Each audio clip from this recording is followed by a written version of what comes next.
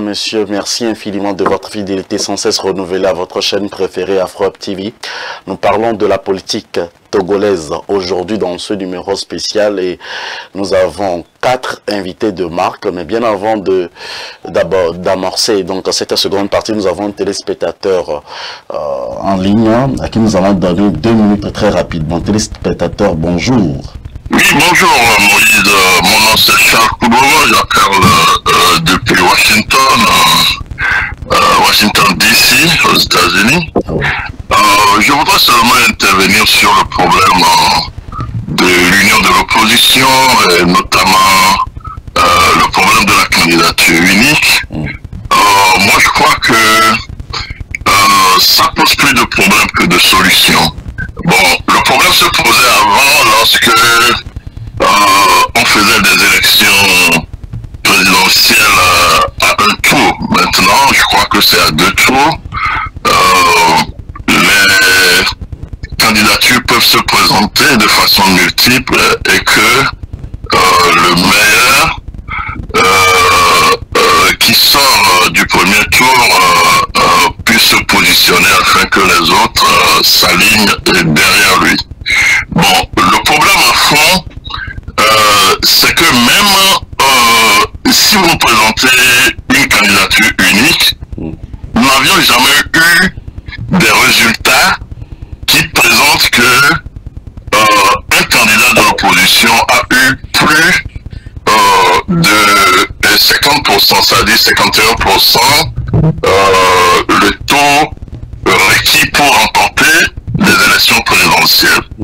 Donc c'est pourquoi il y a certains partis de l'opposition qui luttent, surtout l'ANC, qui luttent sur le terrain et puis qui taclent les autorités gouvernementales pour l'amélioration du cadre électoral. Ça, c'est très important. Le découpage électoral, le recensement, c'est-à-dire que nous devons aller en amont et puis en aval sur le processus des élections. Le recensement, le cadre électoral, le décomptage des voix et comment sécuriser les élections. Je crois que si on se focalise sur ces principes-là, on aurait un avantage certain, enfin bon, d'économiser tous ces débats sur la candidature unique et autres là. En ce qui concerne le problème du terrorisme, ce n'est pas toujours une solution militaire, mais il faut aussi une solution sociale. Il faudrait que tous les acteurs politiques, sociaux, religieux, économiques se retrouvent autour d'une table ronde pour discuter du problème, identifier réellement ce qui se passe et puis bon, surtout que les terroristes ils recrutent sur le terrain, c'est-à-dire que bon, la popularisation des milieux dans lesquels ils pénètrent facilite leur soi-disant victoire en terrorisant plus la population. Et puis il y a une question de communication. Plus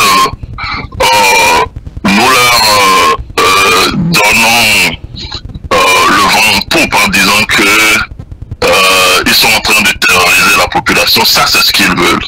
Et donc la communication aussi est très importante. Lorsque les événements se passent, il faut gérer la communication. Merci, c'est tout ce que j'ai à dire.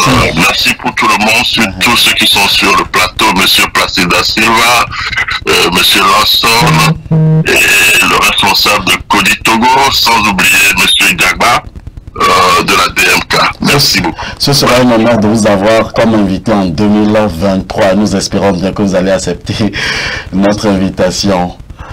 Pas de problème. Merci. Merci à toi, Maurice. Merci. Alors, nous abordons la transition est très bien trouvée par rapport aux élections et bientôt les élections régionales au Togo.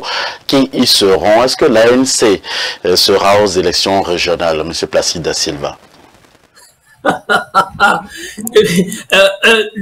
Quand on parle du problème des élections, nous nous cantonnons à certains buzzwords, à certains mots-clés qu'il faut sortir. Et du coup, mais je crois, avant de penser, est-ce que, d'ailleurs, il est presque certain que tous les partis vont se présenter à ces élections. Ma question, plutôt ma proposition est la suivante. Nous tous qui sommes ici, nous savons très bien les in and out de tout ce qui s'est passé dans le pays, comment les choses ont commencé. On nous demande pourquoi vous ne vous mettez pas ensemble, l'union, toutes ces choses-là. Vous savez très bien tout ce qui s'est passé. Il y a eu des mauvais pas qu'il faut corriger, et même si chacun d'entre nous ici pouvait faire son petit travail derrière la scène, sans communiquer. Vous savez, les Américains et les Vietnamiens ont dialogué pendant des années avant de trouver une solution derrière la scène, et personne ne savait même pas qu'il y avait un dialogue qui se poursuivait.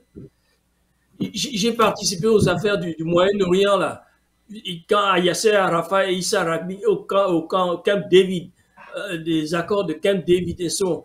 Il y a eu pendant des années des accords, des discussions qui se faisaient derrière la scène. Ce qui nous manque, c'est plutôt notre méthode de travail au Togo. Dès qu'il y a quelqu'un qui veut faire quelque chose, avant même que le travail ne commence, on commence déjà à émettre des communiqués, on se met ensemble, on sort des communiqués flamboyants, c'est moi qui sera ceci, c'est moi. Il faudra éviter. Chacun d'entre nous ici peut aider à faire ce genre de travail-là. Nous allons travailler derrière la scène, faire comprendre aux gens ce qui est possible et ce qui n'est pas possible. Ce sont des grands garçons, ils peuvent s'entendre, ils savent ce qu'ils veulent. Nous pouvons faire tous ensemble ce travail-là. Dès qu'on aura fait ce travail et qu'on aura trouvé les... Parce que maintenant, il y a un grand trou qui nous sépare dans beaucoup de choses. Si nous les forçons à se mettre ensemble, nous aboutirons encore au même résultat, comme le disait tout à l'heure le monsieur de la Belgique, les mêmes causes produisent les mêmes résultats. Voilà, nous allons répéter encore ces erreurs-là. Maintenant, il suffit d'être plus intelligent. Les erreurs que nous avons du passé, est-ce que derrière la scène, on ne peut pas commencer à faire des petites négociations, des petites rencontres pour ces gens-là, pour réinstaurer entre eux cette confiance-là. Ils ne vont pas s'entendre sur toutes les choses. Ça, c'est donné. C'est par définition l'être humain, ça. Mais on peut mettre en place un certain nombre de choses, au moins un minimum, sur lesquelles ils peuvent s'entendre. Et aussi organiser organiser des primaires. Des primaires qui vont donner à nous tous quel est le parti, voir comment ce parti, parce que les grands partis auront du mal à accepter celui qui n'est même pas représenté sur le terrain à venir faire à être représentant. Ces petites choses-là, il faut arriver à les résoudre d'abord. Je vous ai dit tout à l'heure que j'étais en France quand les élections de Mitterrand sont arrivées. C'est exactement le même problème qui se repose encore. Mais qu'est-ce que nous pouvons faire? Moi, Monsieur Diagba, Monsieur Lawson, Monsieur de la Belgique, qu'est-ce que nous pouvons faire en partant ici? Sans discours, sans, comment on appelle ça? Sans grand communiqué et dire que moi je vais être, non, sans rien de tout ça. Faire entre nous, ou bien faire au niveau de ces partis, les toucher, les contacter, les mettre et proposer un minimum sur lequel on peut s'entendre pour marcher ensemble. Tant que ces choses-là ne seront pas en place, nous allons tous recommencer les mêmes erreurs. Bon, concernant les élections, nous voulons tous aller aux élections. Tout le monde veut aller aux élections, tous les partis veulent aller aux élections. Mais il faudra qu'entre nous, il y ait un petit dialogue, mais quelque chose se passe discrètement. C'est comme ça que les lois, les plus grands dialogues du monde ont commencé. Discrètement. Je connaissais des gens qui abritaient à Paris Yasser Arafat avec Issa Rabin. Et personne n'a jamais su que ces deux-là venaient discrètement pour se rencontrer là-bas. Nous connaissons aujourd'hui la position donc des fédérations ou de l'Alliance nationale pour le changement. Monsieur Ben Djagba, Dr Agbeobe sera-t-il va postuler aux élections prochaines ou puisque nous sommes à la porte de 2023? Eh bien, moi je pense que monsieur le confrère Placide a enlevé quelques couches du voile qui couvrent cette énigme des élections de 2023. Donc, quant à votre question, si le docteur Agbeobe sera bel et bien candidat aux élections de 2023, je voudrais tout de même nous dire aujourd'hui que la logique cartésienne dans laquelle moi je suis et que le président docteur Gabriel Agbeobe est, c'est d'abord pouvoir dénuder ce contentieux électoral du 22 février 2020. D'aucuns diront que, oublions les élections du 22 février 2020. Je suis issu d'un gouvernement, comme vous le savez, d'un gouvernement de combat. Et ma tâche première, c'est de pouvoir régler ce contentieux électoral. Monsieur Placide a placé quelques mots, je voudrais le lui rappeler ici. Que sans l'unicité d'action, nous n'irons pas loin. J'étais peut-être très mature dans les années 90 quand la conférence nationale a eu lieu. C'était devant moi. J'étais peut-être dans quelques réunions de part. Dans les années 90 de part, les activités de mon grand frère avec qui je suis très proche, qui partait dans ces genres de réunions. Il y a un grand problème qui est là aujourd'hui. C'est ce problème d'ego que nous devons à tout prix. Le problème d'ego au Togo. Si c'est pas moi, toi tu n'iras pas. C'est moi ou rien. C'est ce qui nous a amenés jusqu'alors. Nous avons vu à la primature, dans les années 90, ce qui s'est passé. Nous avons vu des stratégies qui ont été menées lors de la conférence nationale pour pouvoir en découdre avec le système RPT UNIR. J'étais déjà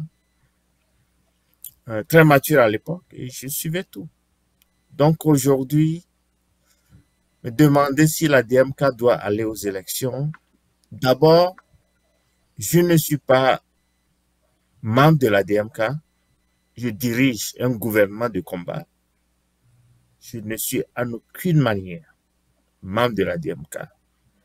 Le gouvernement de combat m'a été confié comme en tant que avec le titre de chef de file pour pouvoir en découdre avec ce contentieux électoral qui est issu des élections du 22 février 2020 et je me bats. Je me bats. Je voudrais nous dire que la lutte, elle, n'est pas finie. J'ai sillonné la sous-région en vers juin, juillet. J'étais en Afrique pour longtemps. Encore 30 secondes, monsieur Ben Djagba. Oui, j'ai sillonné tous les chefs d'État de l'Afrique de l'Ouest. Et mon combat, la mission qui est la mienne, qui m'a été confirmée, elle n'est pas encore finie. J'ai l'obligation de finir la tâche qu'on m'a confiée. Donc, si monsieur la DMK doit aller aux élections, je ne suis pas membre de la DMK, mais je dirige un gouvernement de combat qui m'a été confié pour une mission bien précise. Je vous remercie. Nous inviterons donc les membres de la DMK pour une émission spéciale le samedi prochain. Nous espérons qu'ils vont accepter nos invitations parce que plusieurs sont ces personnes-là qui n'acceptent pas nos invitations, qui ont peur de venir parler sur AfroWeb TV. Et vous savez, ici, c'est la valeur qui compte et puis vous êtes écoutés lorsque vous dites quelque chose. Alors, on va recevoir très rapidement un téléspectateur en ligne et à qui on va donner 2 minutes minutes avant d'aller sur les représentants de la diaspora, comme Kodi Togo et la diaspora de l'Europe, en l'honneur de M. Philippe Amedodi. Nous recevons ensemble le téléspectateur. Téléspectateur, bonsoir, bonjour, comment est-ce que vous allez? Vous êtes en direct avec nous. Oui, bonjour. Vous m'écoutez? Oui, on vous écoute, vous êtes en direct, allez-y, on vous écoute. Bonjour. C'est Normand depuis New York. Je voulais juste quand même intervenir rapidement. Je suis aussi de près. Et tout d'abord, je salue tous nos panélistes sur le plateau, que je connaissais complètement. Pour moi, c'est une occasion de vous demander tous ici, pourquoi nous, les Togolais de la diaspora, nous ne pourrons pas prendre vraiment notre responsabilité. Tout ce qui se passe actuellement au pays, nous sommes là en train de résumer à notre manière, alors que nous savions tous que le problème, ça nous concerne, nous, dans la diaspora aussi. Et c'est vraiment très important. Et je ne voulais pas quand même droiter personne ici.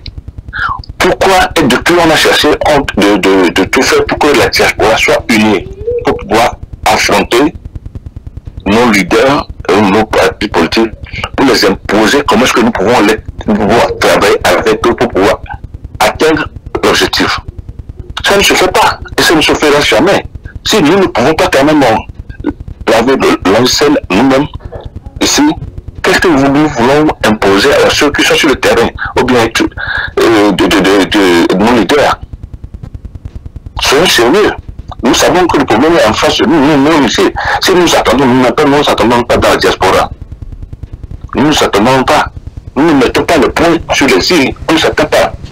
Comment est-ce que nous pouvons quand même imposer? Soyons sérieux, mes amis. Je crois que la balle est dans notre camp.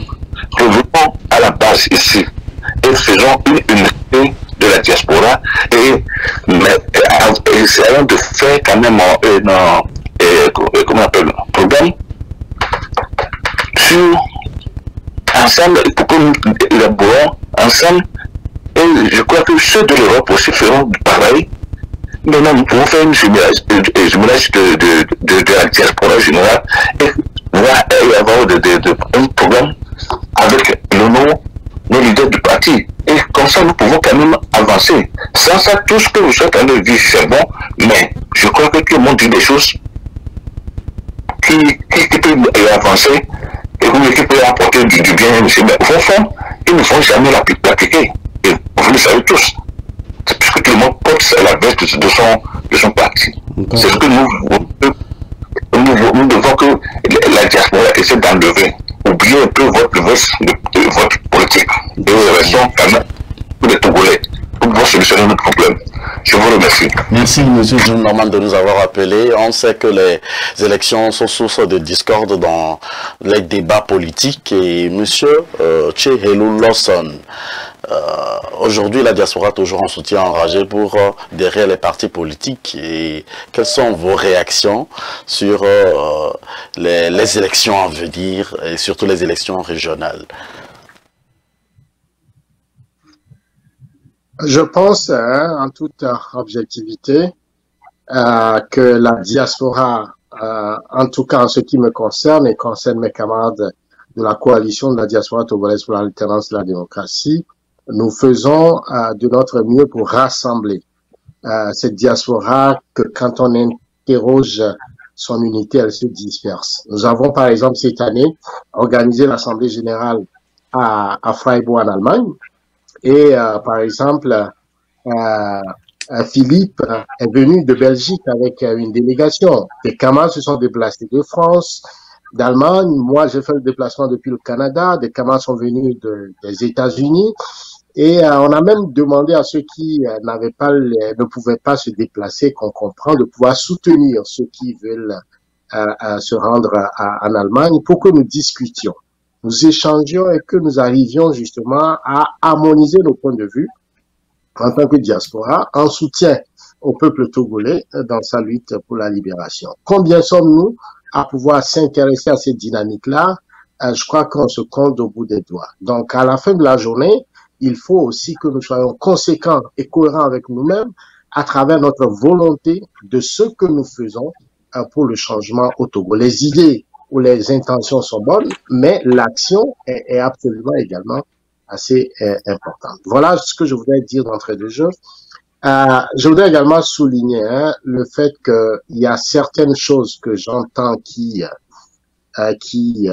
me fait sourciller. J'ai entendu M. Diagba dire tout à l'heure qu'en tant que Premier ministre du gouvernement de combat, il n'est pas de la DMK.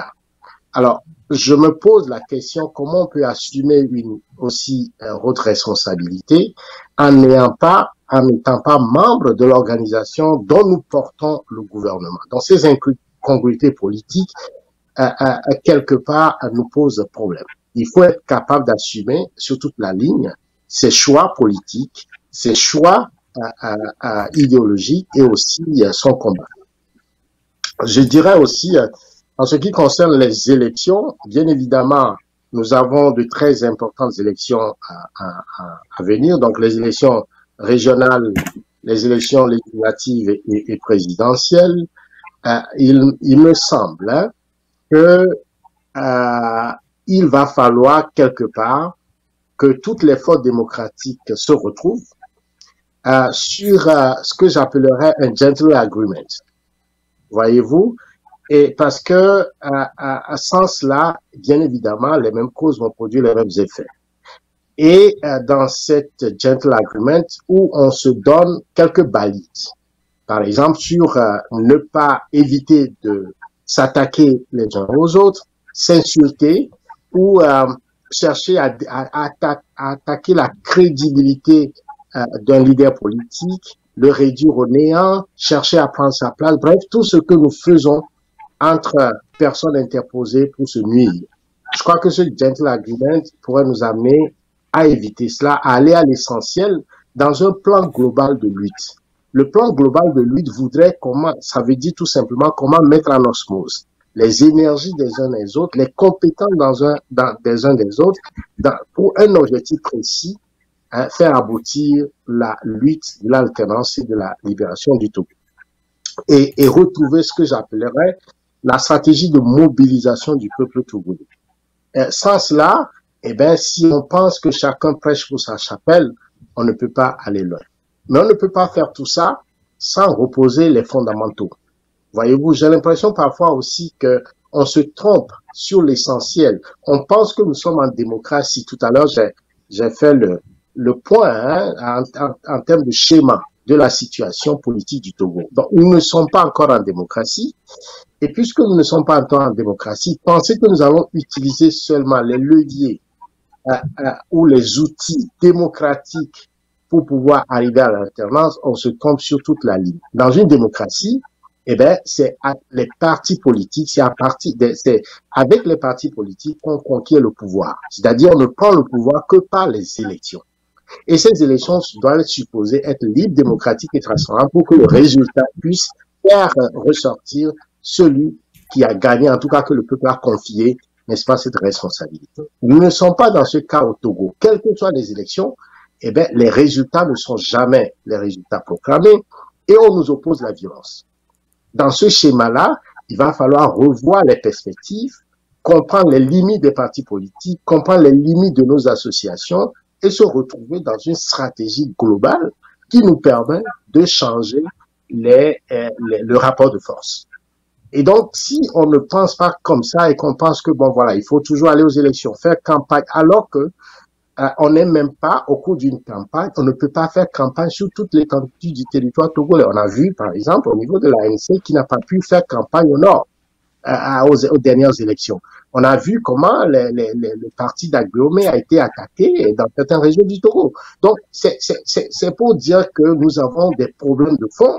Et ces problèmes de fond nous concernent nous tous dans sa globalité. Et c'est pourquoi il faut plutôt aller vers la stratégie de la globalité que la globalité de la stratégie. Je terminerai pour dire que, et pour cela, ça demande qu'on repose les cartes, qu'on rebrasse les cartes, qu'on voit nos forces et nos faiblesses, les opportunités, les défis. Et ce que nous tirons comme conclusion, c'est que tous les boycotts depuis 1990 n'ont pas aidé l'opposition togolaise. Étant donné que le seul outil que nous avons jusqu'à preuve du contraire, c'est les élections, les boycotter nous font plus de mal que de bien. À partir de là, il faut penser autrement, réagir autrement. Et à cette pensée, eh bien, et ça, c'est une proposition de pyramide que j'amène dans le débat, c'est qu'il faut changer de paradigme. Et ce paradigme passe par une résistance citoyenne qui organise et les partis politiques et les forces de la société civile et le peuple togolais dans une dynamique. Et cette dynamique ne peut passer que par la rupture. Comprenez que à chaque fois que le peuple le peuple togolais a pu avancer, c'est toujours des formes de révolte, c'est de rupture. Le 5 octobre a été une rupture. Comment on l'appelle, 2005, quand Yadema a été une rupture. 2017 a été une rupture. À chaque fois que le peuple togolais a pu avancer, a été à la porte d'un changement fondamental, ça a été une rupture. Donc, repenser la rupture, et cette rupture ne peut s'organiser que par la pensée rebelle et l'État légitime. Et cela, il faut absolument que nous repensions à nos paradigmes, aux éléments de la lutte, et sortir de cet imaginaire de quoi que nous sommes en démocratie et qu'il faut seulement organiser un parti, il faut aller faire campagne et puis on pense qu'on va pouvoir faire l'alternance au Togo. Non, il faut rebattre les cartes, revoir la synergie d'action de toutes les forces de l'opposition, répartir les responsabilités en fonction des compétences des uns et des autres. Ce que font bien les partis politiques, il faut le leur confier. Ce que fait bien la société civile, il faut le leur confier. Ce que fait bien la diaspora qui doit s'éveiller, se réveiller et agir en fonction et de façon dynamique, en appui à la dynamique du terrain, il faut le leur confier. Et ce que fait aussi bien nos militaires, et c'est là où je terminerai, qu'il ne faut pas oublier dans toutes ces équations-là de changement de paradigme, de réflexion de la stratégie de la globalité, l'armée togolaise. De les aborder dans ce qu'ils doivent faire, ce qu'ils peuvent faire pour aider le peuple à se libérer de cette dictature. Sinon, bien évidemment, elle souffrira aussi justement de ce qui se passe, par exemple, au nord du pays où nos militaires sont en train d'être tués. Une mauvaise gestion, eh bien, la répercussion, c'est l'ensemble du peuple togolais qui paie le prix fort. Et ce prix fort, eh bien, c'est la souffrance, c'est la pauvreté, c'est l'exil, c'est la prison, c'est la mort prématurée de nos bébés, de nos mamans et de toute la population vieillissante du Togo qui est en proie à la maladie et aux morts subites. Voilà le vrai sujet. Sortons de ces petits problèmes, sortons de cette discussion de mouchoir pour poser la barre un peu plus haute et réfléchissons pour le bien-être collectif. Monsieur Ben Jagba a demandé la parole, mais on va terminer. Oui, monsieur Ben Jagba, on va terminer le tour de table rapidement avec monsieur. Monsieur Ben Jagba, jusque-là, je suis le maître de l'émission, s'il vous plaît. Vous allez permettre à ce que je donne la parole à monsieur Philippe Amedodi pour terminer et vous allez rebondir sur les propos donc de monsieur Thierry Lawson qu'on reçoit depuis le Canada. Merci infiniment pour votre compréhension. Monsieur Philippe Amedodi, quelle est votre posture, votre observation ou comment est-ce que vous voyez les élections à venir en 2023? Grand merci Moïse. J'aimerais bien que nous fassions l'effort d'éviter la langue de bois parce qu'il y en a beaucoup qui se parlent ici. On dit souvent que les politiciens en sont habiles, mais je crois qu'ici nous sommes d'abord citoyens. J'aimerais juste dire aux intervenants qui étaient passés, même à certains d'entre nous ici, en l'occurrence monsieur Placide Da Silva, qui disait que la problématique de candidature unique, ça ne marchera jamais. Vous savez, la démarche de candidature ne marchera jamais parce qu'il a connu sous d'autres cieux, ça ne s'est pas passé comme ça. Le problème de l'unité, de la mutualisation des forces, des ressources des forces de changement ne peut pas être réduit à la problématique de candidature unique. S'il vous plaît, il ne s'agit pas de cela. Monsieur Placide Da Silva, yes. Comment voulez-vous, on l'a cité, même Yadema n'a jamais gagné aucune élection, mais étant donné que l'opposition ne se donne jamais les moyens de régler le problème, de régler les conditions, de mettre en place des conditions optimales pour que la vérité des urnes soit dite.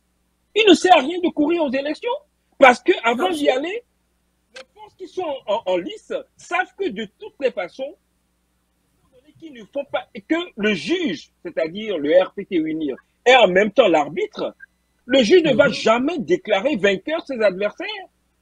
Parce que ce juge-là, il est également partie prenante. Donc, s'il nous plaît, avant de parler du problème de la candidature unique, on sait qu'en 2020, ça n'a pas marché, il faudrait fondamentalement réfléchir également à cela. J'entends tout le monde dire ici, et Alphonse l'a dit, que 2023, il ne faut pas boycotter, il faut y aller. Mon ami Alphonse, il faut aller dans quelles conditions? C'est ça que nous oublions. Et ici, j'aimerais interpeller, parlant de vérité et de sincérité, j'aimerais interpeller Alphonse et M. Ben Diagba. Il s'agit de prendre des initiatives derrière le rideau pour faire en sorte que nous n'allions plus aux élections dans les mêmes conditions qui nous ont été imposées. Avez-vous répondu présent? Donc, il ne sert à rien de venir sur les chaînes dire le contraire de ce que nous faisons. Vous savez, le problème également, et j'en termine par là, de la diaspora, ou en tout cas des Togolais, ou en tout cas des gens qui sont trop politiquement engagés, c'est de penser qu'ils détiennent la vérité universelle. Et de réfléchir, de s'associer à des initiatives parfois modestes qui pourraient porter. Donc, je nous invite à l'orée de 2023 à plus d'humilité. Si jusqu'à présent, un certain nombre de choses coincent, c'est parce que certains parmi nous pensent que la vérité, elles ne peuvent que revenir par eux, elles ne peuvent être dites que par eux. S'il nous plaît, un peu d'humilité ferait du bien au Togo que nous voulons démocratique et prospère. Merci. Merci, Monsieur Philippe Amendo. Vous avez été tellement bref, c'est ce que j'aime. Alors, Monsieur Ben Diagba, vous voulez toujours réagir par rapport aux interventions. Vous vous sentez toujours interpellé? En effet, oui, en effet. Alors, 2 minutes, s'il vous plaît. Dans toutes mes interventions de ce soir, bien de ce matin, je n'ai en aucune manière ou d'une autre déplacé mes mots. Parce qu'en politique, avant tout, ce que nous attendons, c'est le mot l'ordre du peuple. Et le peuple en sera reconnaissant et est toujours témoin. Monsieur Lawson Tchehelou, vous êtes mal pris à mon encontre et à travers vos propos dont je dirais très creux, qui manquent de sens ce soir, à cette assise de ce soir, à cette rencontre de ce soir. Je voudrais très bien vous dire que vos propos sont creuses. En aucune manière, la position que j'incarne aujourd'hui ne m'appelle pas à faire partie d'un parti politique avant de défendre la cause du Togo. J'ai vu tous ces partis politiques créés devant moi dans les années 90, du parti politique jusqu'à l'UFC et autres. Certes, peut-être, d'aucuns n'auraient pas entendu parler de Ben Diagba jusqu'à la nomination de ce poste de chef du gouvernement de combat que je dirige. Et ce poste m'a été proposé par Dr Agbeomi, le vainqueur des élections du 22 février, qui se trouve malheureusement aujourd'hui en exil, pour pouvoir diriger ce gouvernement de combat qui devra être au four et au moulin dans la conquête de la voix du peuple. Donc, quand vous parlez d'incongruité, mon frère Tchehelou, j'ai écouté ça, j'ai trouvé ça un peu très mal déplacé de par votre très haut rang d'un acteur politique. Je sais utiliser tous les mots possibles et je ne le ferai jamais de par ce respect que je dois à cette assise de ce soir, et puis de par le respect que je dois au peuple togolais, pour lequel nous sommes ici à ce moment précis. Je voudrais te dire, mon frère, vous avez parlé de débat civil. Je ne peux pas dire si j'appartiens à la société civile, ni à la société politique. Mais mon but principal pour lequel j'ai été rappelé pour une mission précise, je le dis, c'est de faire taire cet animal féroce qui ne fait que se mêler du quotidien du Togolais. Si vous voulez un débat vraiment civil ce soir, je suis prêt. Mais si vous voulez tenir des propos injurieux à l'égard de qui que ce soit, je suis également prêt et allons-y. Parce que pour moi, cette deuxième motion n'est pas la bonne. Et nous devons en toute, M. Placide, nous devons en toute sincérité dire la pure vérité ici. Je ne suis pas là pour parler des incongruités des uns des autres. Je suis là pour éclairer le peuple, arrêter ces mots profanes ce soir, pour qu'on puisse éclairer, mettre la lumière du côté du peuple pour une vie, un lendemain meilleur. Je vous en prie. Merci. Merci, monsieur Ben Djagba. Je m'excuse, hein, tout le monde connaît un peu les règles de notre chaîne que vous soutenez sans cesse également pendant tout au long de cette année. Tous nos invités, nous les respectons et je pense que tous ces invités se respectent également les uns aux autres. Il n'y a pas de propos injurieux sur les antennes d'Afro Web TV. Il y a un téléspectateur qui rit, qui attend, qui rit un peu en ligne. Alors, votre intervention, 2 minutes et on va aborder un autre aspect donc de notre débat, s'il vous plaît. Téléspectateur, bonsoir. Bonsoir, bonsoir. Vous voyez ce qui se passe sur le plateau. On attendait une seconde, on va écouter ensemble les propos de ce téléspectateur, on revient juste à vous. Allez-y, téléspectateur. Ok, merci beaucoup. Rebonsoir aux panélistes. Et il faut dépassionner le débat. Et vous voyez, monsieur Moïse, vous voyez ce qui se passe là sur le plateau, c'est asymptomatique de la réalité politique au Togo. J'ai dit plutôt, ces gens-là, ils ne s'entendront jamais, ils ne vont jamais s'entendre. Non, il ne faut pas dire ça. On n'est pas là pour donner juste votre avis. Donner la preuve. Non, donnez juste. Vous connaissez notre position ici à Afro Web TV. Donnez juste votre avis sur les questions posées. Allons-y. Ok, d'accord. Bon, peut-être que là, vous me coupez. Je ne sais pas ce que je dois dire encore. Mais je rejoins. Non, c'est bon.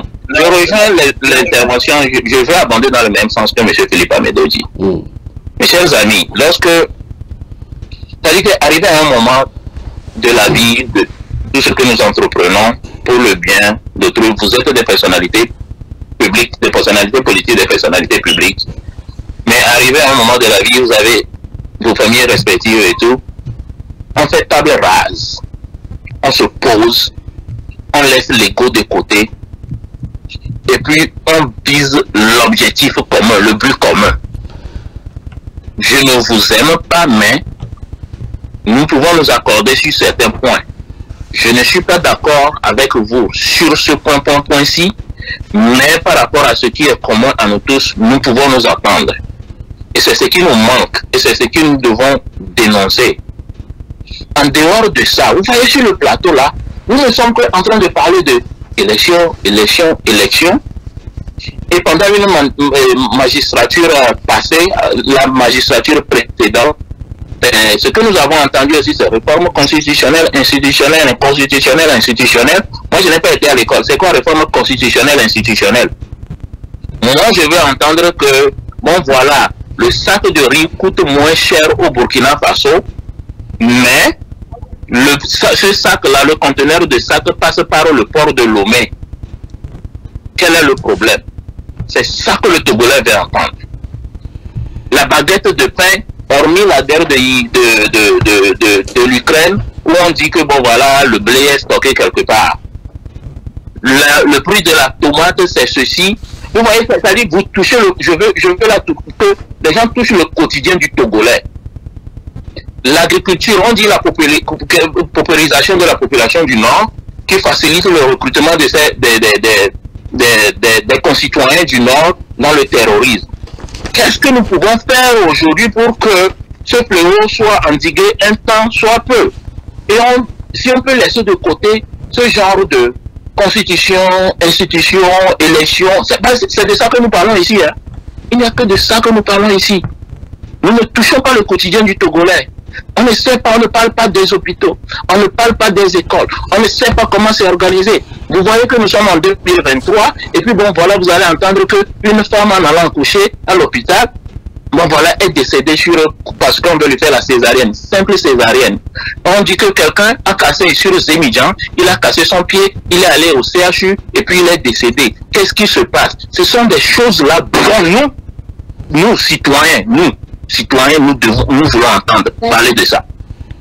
C'est de ça que nous voulons entendre parler. Et puis après, vous allez petit à petit intégrer la réalité. Aujourd'hui, il y a le terrorisme. Qu'est-ce que vous faites par rapport à ça? Est-ce que c'est parce que vous accusez le gouvernement aujourd'hui qu'il ne fait pas de communiqué, ou bien il fait des communiqués laconiques? Avez-vous approché le gouvernement? Avez-vous fait des propositions? Avez-vous discuté avec le gouvernement? C'est de ça qu'on veut entendre parler. Là, entre se faire de ping-pong du genre et à parler de gros français, nous ne comprenons pas français. Des assertions creux là, c'est quoi? C'est un trou ou bien c'est une cabosse? Nous ne comprenons pas ça. Nous, on veut que vous touchiez le quotidien du Togolais. Qu'est-ce qui ne va pas? Qu'est-ce qui ne marche pas? C'est ça que le Togolais veut entendre. Parce que moi, quand je suis dans la région des plateaux, je veux qu'il pleuve. Je veux qu'il pleuve, je veux récolter mon maïs, je veux récolter mes ignames, je veux récolter mes tarots pour que je puisse vendre sur le marché. Maintenant, quelle est la politique? C'est des choses là dont nous, on veut entendre parler aujourd'hui. Et puis après, les autres vont suivre. Merci. Démocratie d'abord, multipartisme après. Merci.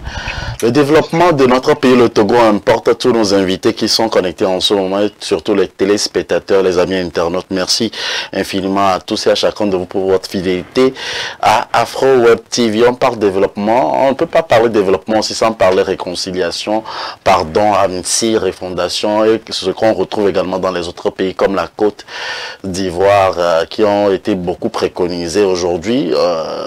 Comparativement aux pays de la sous-région, où en sommes-nous, Monsieur Placide da Silva? Quand on parle aujourd'hui de la santé, de l'éducation, de d'autres aspects non énumérés au cours donc de cette émission, quel est le bilan que nous pouvons faire pour cette année 2022 et que pouvons-nous prévoir pour y remédier pour l'année 2023? Merci bien, mon cher. C'est un peu dommage que le débat tourne un peu de l'autre côté, mais ça fait partie du jeu parfois. Ce que je pensais que on aurait discuté rapidement du bilan, exposer le bilan peut-être rapidement sur le plan politique, développement, diaspora, démocratie, et faire un bilan rapidement, et à partir de ce bilan, voir ce qu'il reste à faire, ce que nous devons faire l'année prochaine. Mais concernant notre développement, je crois que pour le moment, les choses sont encore du côté négatif. Nous n'avons pas avancé comme il le fallait. Et quand on parle de la santé, c'est encore pire. Je trouve ça comme un négatif à l'actif du gouvernement, des autorités. Les autorités peuvent changer ces choses-là. L'hôpital que nous avons à Lomé, le CHU, l'hôpital Sylvanus Olympio, c'était un hôpital qui a été construit dans les années 50 par Sylvanus Olympio. Et je me souviens quand cet hôpital a été construit, il y avait des gens qui avaient dit « Ah, c'était trop luxueux pour l'Afrique ». Et il avait répondu en leur disant que cet hôpital doit être le meilleur de la région pour soigner les populations. Bon, il y a eu après l'hôpital de la clinique Bon Secours. La clinique Bon Secours, c'était une clinique privée du docteur Pedro Olympio, qui, avant de prendre sa retraite, il ne pouvait plus s'occuper de la clinique. Il en a fait don et il a émis le désir d'en faire don au pays, au Togo. Et à sa mort, la famille Olympia a fait don de cette clinique-là au Togo. Mais cette clinique a été construite dans les années 50, même pas, un peu dans les années 40. Elle est toujours au même niveau jusqu'à ce jour. Et pour ça, je trouve que notre développement n'a pas suivi le pas qu'il devait le faire. Vous voyez? Donc, c'est des choses que je trouve vraiment négatives pour notre développement, ça. Et ensuite, pour avancer dans le même pas sur le plan du développement, il y a une gestion qu'il faut mettre en cause. Il y a une gestion qu'il faut mettre en cause. Et il ne s'agit pas pour nous de venir critiquer le gouvernement. Je ne suis pas là pour ça. Je dis les choses telles qu'elles sont. Mais nous devons changer cette méthode de gestion. Il faut que le pays avance. Dans les régions du Nord, vous savez, par exemple, on a parlé du quotidien dans la région du Plateau, comment il a planté son maïs ou bien son igname, tout ça. Vous savez, dans la région des Plateaux, il y a eu comment on appelle ça, le dam vers Pimé, où il y avait le truc d'eau pour construire une centrale électrique. Vous savez, quand ces choses ont été mises au point, et le gouvernement de Sylvanus Olympio avait décidé en ce moment de mettre au point un plan qui pourra donner à tous les paysans de la région 3 pluies pour leur permettre de planter tout ce qu'ils voulaient pour l'agriculture sans attendre la pluie. Et ce barrage-là maintenant, qui est resté intact, rien n'a été fait pour l'améliorer, et ce barrage va devenir du jour au lendemain une catastrophe. L'eau qu'on a accumulée là-bas, d'un jour à l'autre, ce truc va devenir une catastrophe. Voilà les bilans que moi je trouve de cette gestion et puis le coup que nous allons mettre dans cette guerre, que nous mettons plutôt dans cette guerre de djihadistes et so on. Vous savez combien les Ukrainiens combien ils dépensent par jour en munitions? Voilà, moi je trouve que c'est ça le problème du développement. Nous devons revoir ces choses-là. Et il y a autre chose aussi que je prends dans le gouvernement, dans la gestion du développement. La ville de Lomé, elle a été divisée dans des petites communes par-ci, par-là, tout ça, pour des raisons bien différentes. Moi, je trouve que ça, c'est une erreur. On ne doit pas diviser la ville de Lomé dans des petites choses comme ça. Ce qui se passe maintenant, l'effort est effrité quand il s'agit de développer cette ville-là. L'effort est effrité. On donne un dispensaire à cette commune. On attend, l'autre commune n'aura pas de dispensaire. Des petites choses comme ça. Regardez, je vis à Los Angeles. Los Angeles fait au moins 15 fois Paris. Et la ville s'étend continuellement, mais il y a un plan d'ensemble qui est mis en place. Et de là, avec des étapes, on continue de développer les choses là. Vous voyez, nous qui sommes dans la diaspora, nous avons eu la chance de voir beaucoup de choses. Nous pouvons apporter notre participation à ces choses-là, mais de façon beaucoup plus concrète.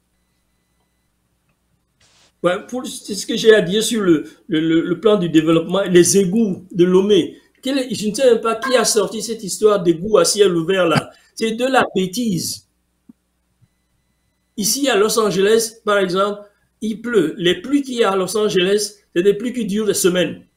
Si jamais ces pluies-là se passaient au Togo, nous serons tous des poissons le lendemain. Alors, comment voir ces choses-là? Les égouts qui ont été faits au Togo dans les années 62 par Sylvanus Olympio sont les mêmes qui sont restés jusqu'à ce jour. C'est ça mon problème économique, l'électrification de la ville.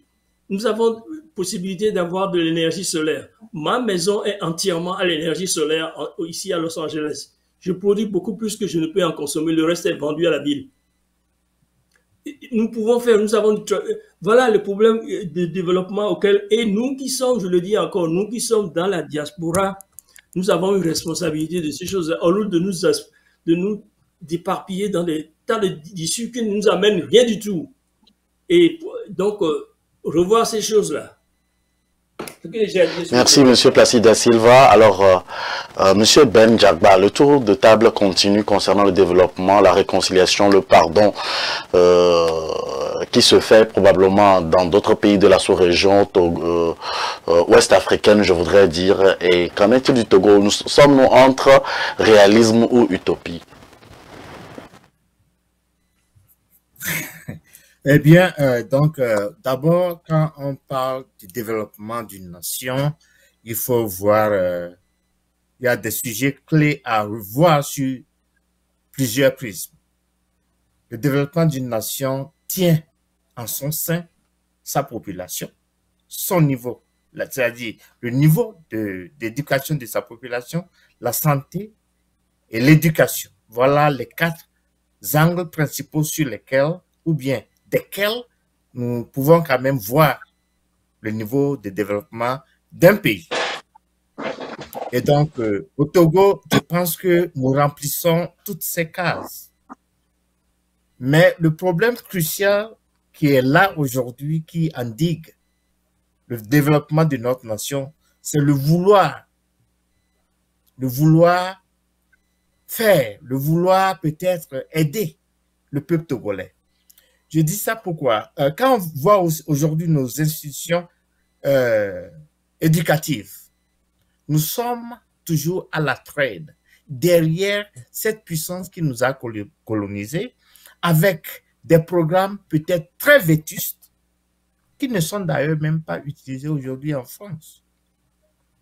J'ai eu la chance de faire l'université en Afrique avant de venir aux États-Unis. Arrivé ici, j'ai eu plusieurs degrés sur plusieurs plans, sur le plan scientifique, jusqu'à où je les ai eus. Mais j'ai vu le niveau d'éducation. Aujourd'hui, quand on prend peut-être quelqu'un qui sort d'une institution informatique en Afrique, comparé à ce universitaire qui sort peut-être d'une institution en informatique à l'Inde, les gens préfèrent celui qui vient de l'Inde parce qu'il a la même mise sur ce que c'est que l'informatique. Donc, il va falloir d'abord redéfinir les programmes qui sont enseignés dans les institutions universitaires, même dans les institutions primaires. Je reviens maintenant sur la santé. M. Placide a parlé de l'hôpital CHU et Bon Secours. Je pense aujourd'hui que ce sont vraiment des institutions qu'on doit rénover. La raison pour laquelle je dis ça, nous avons vu tout récemment ce qui se passe. Quand un chef d'État est malade, peut-être en Afrique, on l'amène en Europe. Alors que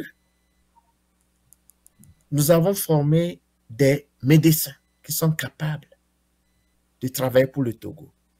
Je ne peux pas dire que je suis un cadre d'État ou bien un grand cadre aux États-Unis. Et c'est dommage que ce que je sais aujourd'hui, je suis ingénieur de logiciel, de formation, mais et je travaille pour la plus grande compagnie au monde entier de cloud storage. Donc, je sais ce que c'est. Mais ce qui est là aujourd'hui, ce qu'on observe, c'est que nous utilisons nos connaissances pour nos pays hôtes. Donc, le système en place au Togo doit rénover pour que la diaspora africaine, ou bien surtout togolaise, revienne mettre au peuple togolais ce qu'on aurait appris de la diaspora. Troisièmement, nos cultures. Aujourd'hui, quand on parle de la culture, nous avons des cultures vraiment qui sont en déphasage par rapport aux cultures de nos ancêtres. D'aucuns diront que le modernisme est bien, mais nous devons toutefois revenir à la case de départ. Je le dis encore. Donc, je ne serai pas long ici. Le grand problème aujourd'hui de développement repose sur le leadership. À l'époque, quand il y a un grand problème de famille, ou bien ce problème dans un village, on se réfère au chef canton d'abord, qui est d'une nature vraiment traditionnelle, qui saura quand même résoudre les problèmes africains. Le cas aujourd'hui n'est pas ainsi. On met des préfets au Togo, par exemple, qui sont d'une région peut-être de Dankmen, pour aller diriger, pour être préfet dans une région de Tone. On met les chefs traditionnel, par exemple, je parle du chef traditionnel de Ngochen, d'où je suis originaire, qui est aujourd'hui une institution vraiment fabriquée de la Maison Bleue. Et c'est dommage. Donc, nos valeurs traditionnelles doivent être restaurées. Et aussi, sur le plan, comme tu l'as dit, le plan de pardon, je ne saurais pas le dire. Parce que ce pardon, il faut toujours pardonner dans la vie. De par ma foi religieuse, il faut se pardonner. Mais je le dis encore, nous faisons tout. Et nous l'avons fait encore ici ce soir de par nos déboires, par des insultes, dire que les autres sont d'une nature ou bien émettent des incongruités, c'est dommage. Moi, je le dis, nous sommes ici pour réparer des choses. Merci. Et si nous allons faire la politique ainsi, 30 secondes, le système RPT uni va perdurer et perdurera toutes les générations à venir. Donc, bas la terre, les amis, bas la terre, je ne fais pas la politique pour être peut-être quoi que ce soit, mais ce dont je suis là pour ce soir, c'est pour pouvoir éclairer le citoyen lambda togolais et leur dire que nous avons failli. Il faut reconnaître que l'opposition a failli. Et nous venons de faillir encore ce soir. Le but principal, c'est de pouvoir apporter aux citoyens lambda togolais des solutions idoines capables de résoudre le problème du Togolais. Parce que si on sacrifie une seule âme aujourd'hui, ce soir, comme le fait le régime, il y a 1000 qui en pâtiront. Je m'arrête. Merci, monsieur Ben Jagba. Monsieur Tchehelu Lawson Alphonse. Je vous avais vu dernièrement avec l'Ivoirien qui a été relâché des années après, disons 11 ans après. Vous prenez la réconciliation dans Kodi Togo et je vous vois prôner également la réconciliation, le pardon et autres dans Pyramide. Qu'en est-il du Togo? Où en sommes-nous? Et quel est l'état des lieux au fait en matière de développement pour notre pays, le Togo? 3 minutes, s'il vous plaît. Merci de me redonner la parole. Avant de exposer vision, situation et développement, rassurer mon frère pour lui dire que mon intervention n'arrive pas pour pouvoir le foncer. Nous sommes, quand on se retrouve, il faut quand même, j'ai dit tout à l'heure, avant d'aborder ce débat, que je vais convoquer 3 principes, le vrai, le beau et le juste. Dans ces échanges-là, nous devons quand même avoir cette honnêteté intellectuelle de dire les mots justes. C'est Albert Camus qui a dit qu'il faut mal nommer les choses, c'est d'ajouter encore du malheur au monde. Alors, en évoquant l'incongruité, ce n'est pas du tout une insulte ou une attaque personnelle. C'est juste, en fait, pour ressortir cette cohérence entre l'action politique et la vie politique. Et pour moi, je peux me tromper, mais quand on assume une haute responsabilité de sa charge, on doit pouvoir adhérer fondamentalement à la vision qui permet d'aller vers l'action, qui est le combat. Et assumer donc cette responsabilité voudrait dire adhérer à cela. Et adhérer à cela, le premier pas, c'est l'adhésion. Et donc, quand je l'entends dire qui n'adhère pas ou qui n'est pas membre de la DMK, pour moi, ça me pose un problème du point de vue du principe. Et ça n'a rien à voir avec des sentiments. Et peut-être, voilà, je voudrais donc le rassurer de ce point de vue. Et je voudrais aussi rassurer les Togolais. Quand on assume, c'était notre responsabilité, accepter qu'on puisse diverger, qu'on puisse pas être d'accord sur certaines choses. Ça ne veut pas dire qu'on est en train de faire une guerre. Non. Moi, mon intervention, justement, c'est d'abord pour le renforcer. Parce que s'il a à la DMK, s'il adhère à la vision de la DMK, il sera encore plus fondamentalement engagé toute son énergie dans ce combat qui est noble, hein, et pouvoir atteindre les objectifs. Et donc, on ne peut pas, en tout cas de mon point de vue, avoir un pied dedans, un pied dehors. C'est ce que je cherche à ressortir et c'est ça que j'ai voulu exprimer par l'incongruité. Donc, s'il l'a pris mal, je voudrais le rassurer de ce point de vue. Et pour moi, dans mes échanges ou dans mon combat politique, il n'a jamais été question d'insulter les gens, mais je les amène quand même à la rigueur intellectuelle, à la rigueur dans l'action qui est posée. Ceci dit, si vous me permettez que je revienne donc à la question des élections, je pense en toute objectivité que quand on voit en perspective, je dirais, n'est-ce pas, du combat du peuple togolais, l'opposition dans tous ces regroupements, à chaque fois qu'il a boycotté les élections, ça n'a jamais été toujours de l'intérêt de la ligne stratégique de cette opposition. Que la seule arme que dispose l'opposition, c'est la mobilisation du peuple et, in fine, les élections. Voyez-vous? Et donc, alors, le cas de la grève générale illimitée, où le peuple togolais a consenti d'immenses efforts et qui a d'ailleurs été à la base de la dispersion de la population togolaise un peu partout avec l'événement de feu au jardin qui a occasionné la dispersion de la population. Donc, le 25 janvier, on célébrera le 30e anniversaire. Vous allez puis voir qu'après, donc, tout ce sacrifice de la grève générale limitée, l'élection présidentielle de 81, on l'a boycottée. Et juste après, on est allé aux élections législatives. Voyez-vous. Donc, à chaque grand boycott, et à la suite de l'effort considérable que Togolais et que nous boycottions, ce n'est pas dans l'intérêt de cette opposition. Et donc, si nos armes ne sont que la mobilisation populaire, le boycott n'est pas une solution pour nous. Regardez en 2017, mobilisation générale, historique, à la suite de ça, nous sommes encore dans les conséquences de cette boycott. C'est pourquoi il faut repenser le logiciel en termes de repositionnement et d'acuité en termes de nos objectifs. Et cela n'est pas la question fondamentale des questions de parti. C'est justement ça qu'il faut poser et comment s'organiser dans une lutte globale et fait de tout bois, c'est-à-dire la partie des élections, mais comment nous participons et comment nous maximisons notre participation en termes de gain, de couverture de moyens du territoire, et tout ça, c'est des questions qu'il faut se poser, mais dans le plus global, non pas seulement dans le cadre d'un seul parti politique, mais dans le cadre de regroupement des forces démocratiques. Et ça, c'est notre façon, en tout cas, de vision. Pour revenir à la question du développement. Encore 30 secondes.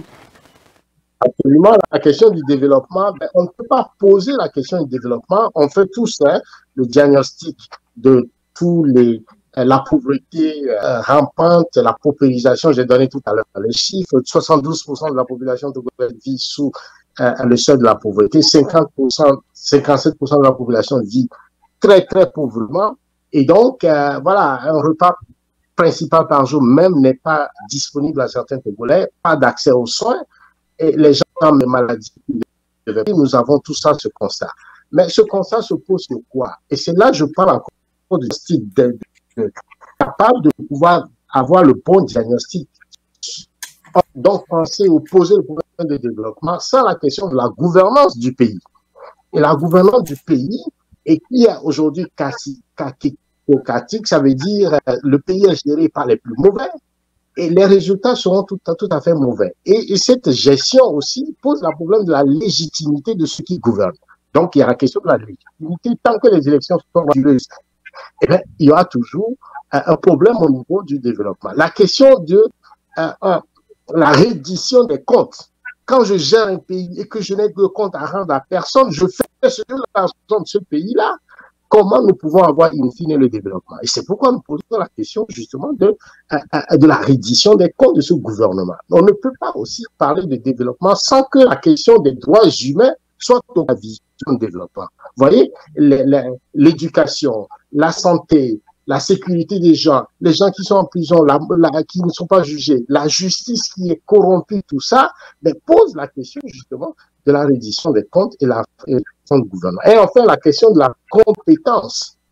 On met des gens qui ne sont même pas capables, qui n'ont pas la compétence nécessaire pour gérer les dossiers qu'on leur confie. Nous avons une ministre de l'économie qui va endetter le pays, comme je l'ai dit tout à l'heure, de façon exponentielle, astronomique, et qui ne rend compte à personne de comment on gère cet argent.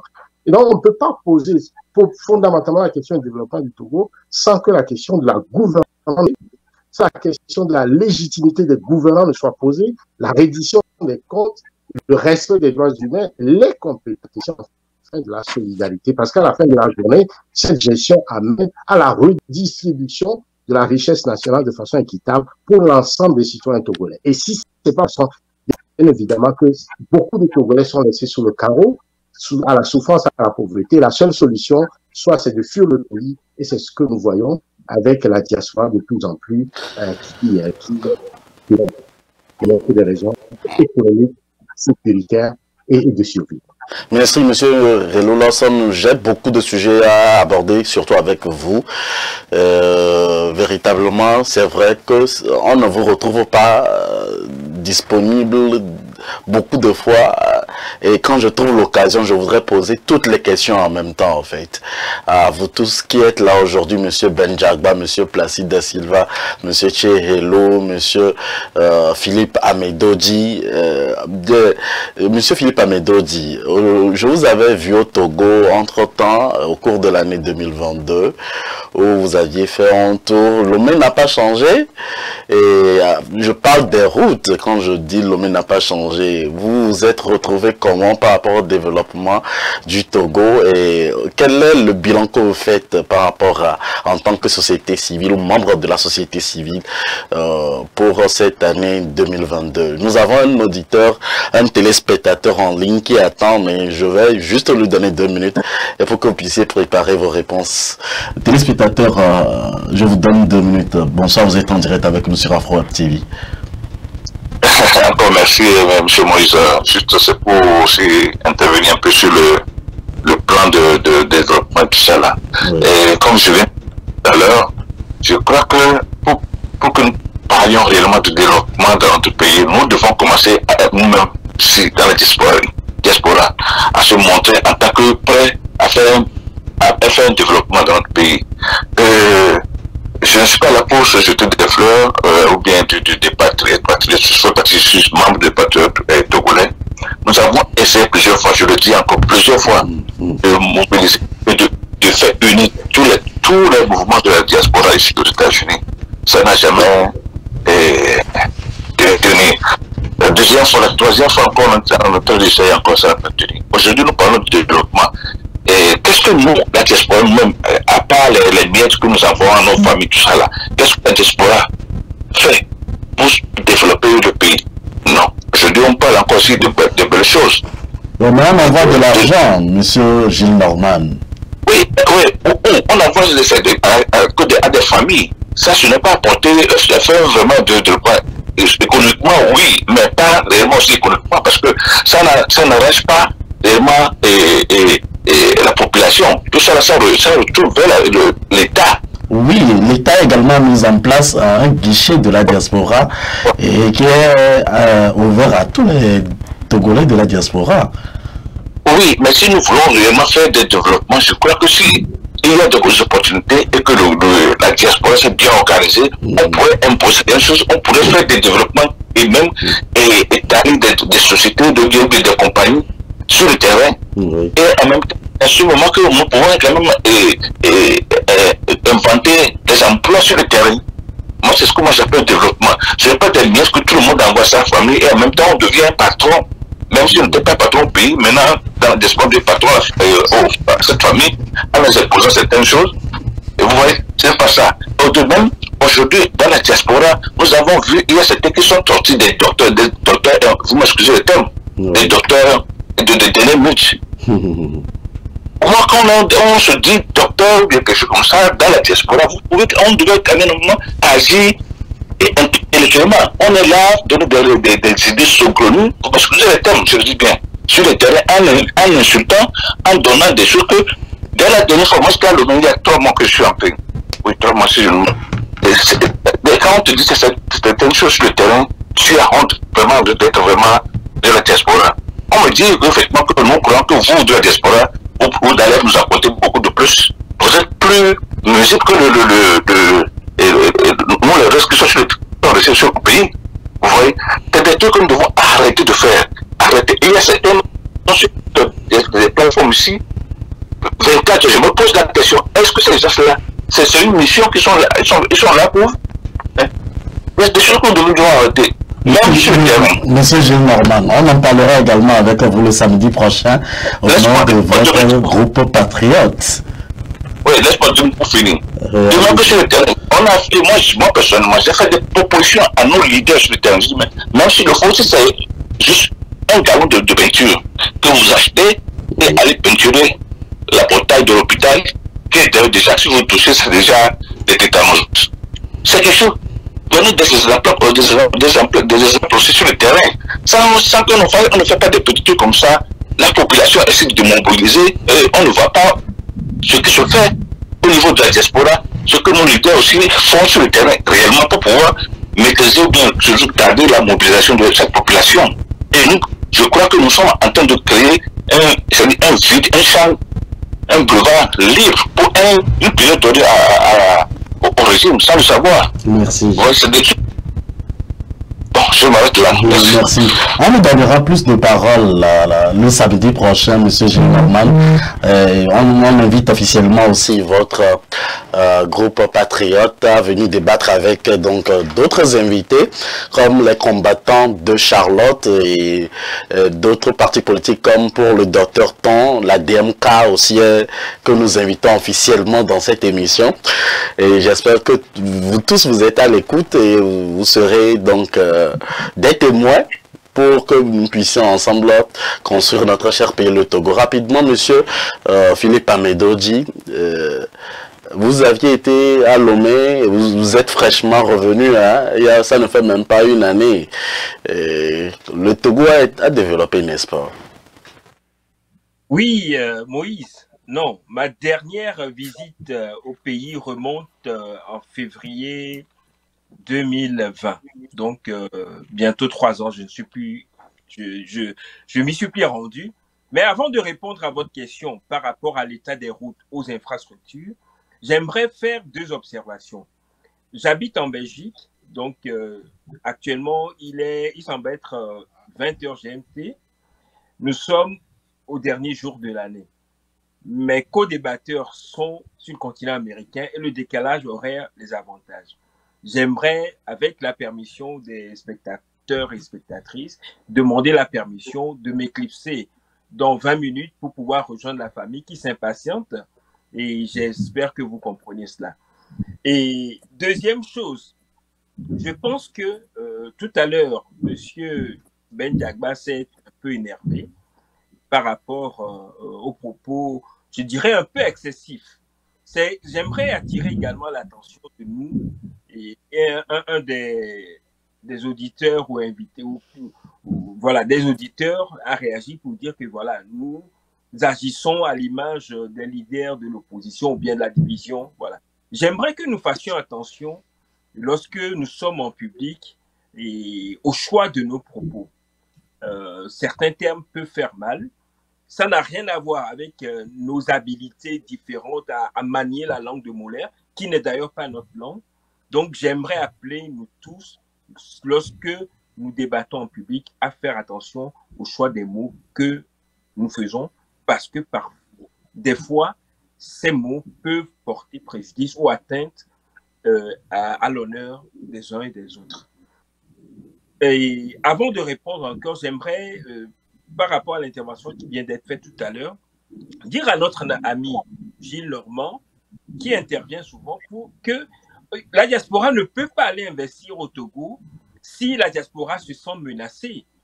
Et vous savez, certains d'entre nous, avons étudié la démarche diasporique qui consiste à venir renforcer l'État d'origine ou le pays d'origine dans ses efforts de développement.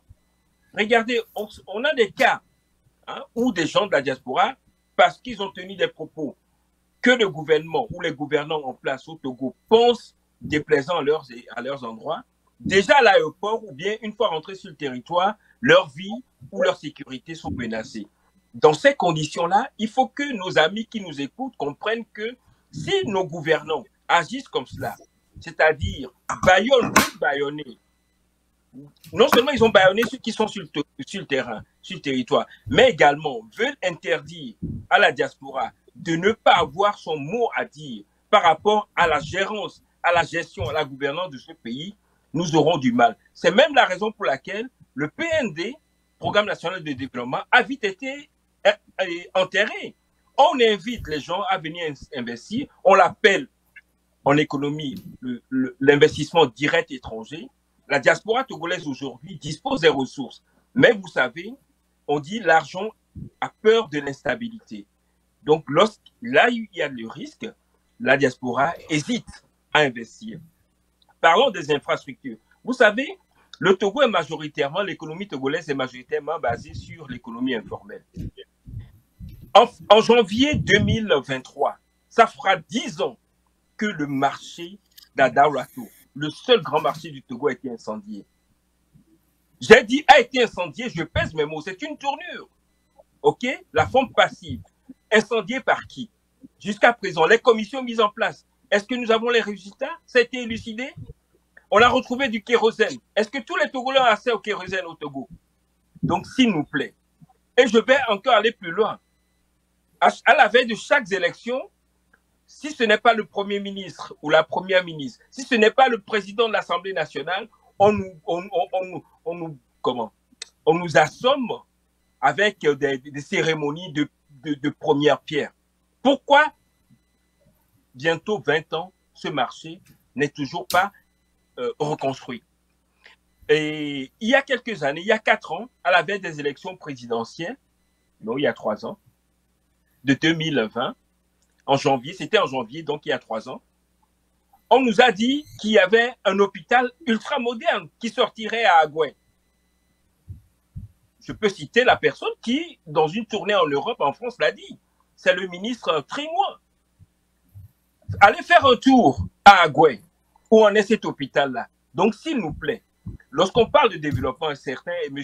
Ben Diagba en a parlé tout à l'heure, lorsqu'on ne peut pas avoir accès aux soins de santé, même les investissements de l'État sont compromis. Vous imaginez le taux d'absentéisme, ce que ça représente pour l'économie togolaise, ce que ça représente pour le budget de l'État. Donc, il y a le minimum. Donc, je reviendrai plus sur la problématique d'accès à l'éducation. Je ne parle même pas de l'université parce que les universités que nous formons, ce n'est pas pour créer, c'est juste pour expliquer ce qui existe déjà. Est-ce que c'est ce que nous voulons pour le Togo? Il y a pas mal de choses que nous pouvons dire. Il y a tout récemment, à la foire de Lobé qui a repris cette année-ci, j'ai vu des caricatures qui interpellant le ministre du Commerce pour dire « Vous faites la promotion des produits togolais, de la transformation des produits togolais. Vous débarquez en cravate, costume, coupé et importé des États-Unis ou de France. » Donc, s'il nous plaît, il faut parfois de la cohérence. On aimerait que nos dirigeants fassent preuve de cette cohérence-là. Pas de décalage ou pas de rupture entre ce qu'ils disent et ce qu'ils font. Moi, je dis, j'ai été au Togo, j'ai vu l'état de nos routes. Lorsque vous partez du Togo, vous allez au Ghana, ok, vous verrez la différence. Il n'y a pas photo. Il n'y a pas vraiment photo. Les gens, il n'y a pas plus tard que 2 ou 3 semaines, on dénonce encore des tronçons de route qui sont noyés sous l'eau. Comment est-ce qu'on peut développer une économie sans des infrastructures routières? Je termine par là. Amartya Sen, le prix Nobel de l'économie indien, a démontré l'impact des infrastructures de communication sur l'économie d'un pays. Et l'Inde en a souffert, a connu même des problèmes de famine en raison de ces routes qui sont coupées. Donc, moi, je dis, le Togo est encore très, très loin. Et quelqu'un nous disait tout à l'heure, nous parlons de problèmes politiques sans parler du quotidien des citoyens. Oui, c'est vrai, on ne peut pas l'occulter. Avec la pandémie au coronavirus, avec la guerre en Ukraine, on assiste à une inflation des prix, c'est-à-dire une augmentation des prix des denrées, des denrées d'alimentation première au Togo. Les mesures prises par le gouvernement ne sont pas satisfaisantes. Alphonse a donné des chiffres tout à l'heure. Ces chiffres-là, dans 3 mois, seront encore plus graves. Aujourd'hui, les Togolais croupissent dans une misère abyssale, indicible. Il faut que nos gouvernements prennent leurs responsabilités. Si le Bénin, pays voisin du Togo, logé à la même enseigne, le Ghana et le Burkina Faso arrivent à faire mieux, c'est parce qu'il y a une question de mauvaise volonté au niveau de nos gouvernants qui fait que le Togolais est moins loti. Nous ne fabriquons pas du pétrole, certes, et le pétrole rentre dans la fabrication d'un certain nombre de produits. Encore 10 secondes. Faire un peu d'effort, j'en ai fini, et avec votre permission, dans un quart d'heure, 20 minutes, vous m'autoriserez à me retirer discrètement. On vous autorise. On vous autorise. Merci infiniment, monsieur Philippe Amedodi. Et félicitations, merci pour votre disponibilité. Nous allons permettre à ce qu'on fasse la dernière pause et pour aborder la dernière partie de notre émission concernant donc le recensement et donc vos vœux pour l'année 2023. Et on va faire la dernière pause. On ne reçoit plus d'auditeurs ou de téléspectateurs, s'il vous plaît. Si vous voulez être invité à notre émission, contactez-nous et vous serez la bienvenue. On fait la dernière pause de 30 secondes. Ne bougez surtout pas, on revient juste derrière. Voulez-vous sponsoriser l'une de nos émissions sur Afro TV ou contribuer à l'évolution